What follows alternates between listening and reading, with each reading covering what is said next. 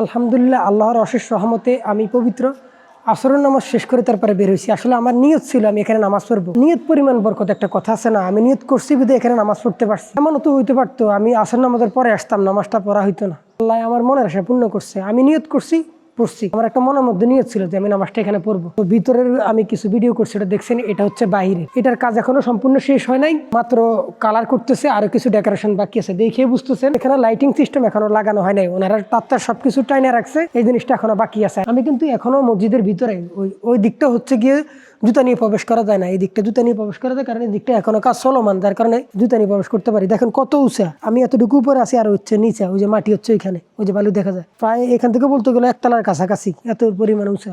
এগুলো দেখেন, তাহলে বুঝতে পারেন এটা কলম কত মোটা করে, একটা কলম মোটা যেটা বলার মতো না। তো যাই হোক, আমি নিচে গিয়ে তারপর চারিপাশ ঘুরে আপনাদেরকে দেখাবো। আমি এখন মসজিদ থেকে বের হয়ে যাচ্ছি, এখন বাইরে দিয়ে একটু আপনাদেরকে দেখাবো বাইরে থেকে কেমন লাগে। এটা তো অনেক পুরোনো মসজিদ, অনেক ছোটবেলায় এখানে আসছি, যার কারণে আজকে চলে আসছি। এই যে দেখেন এই জিনিসগুলো ওরা নতুন করে করতেছে, এই যে মিনার, এইটা ওই মিনারটা, দুইটা মিনার নতুন করে করতেছে। আর এটা হচ্ছে মূল গেট, দেখেন মূল গেটটা দেখেন। সাইডে যাই, দিক দিয়ে সাইডে গিয়ে আগে আমরা এরকম অজু করতাম, নিচে ওইদিকে অজু করার সিস্টেম ছিল। আমি দেখি এখন আছে কিনা।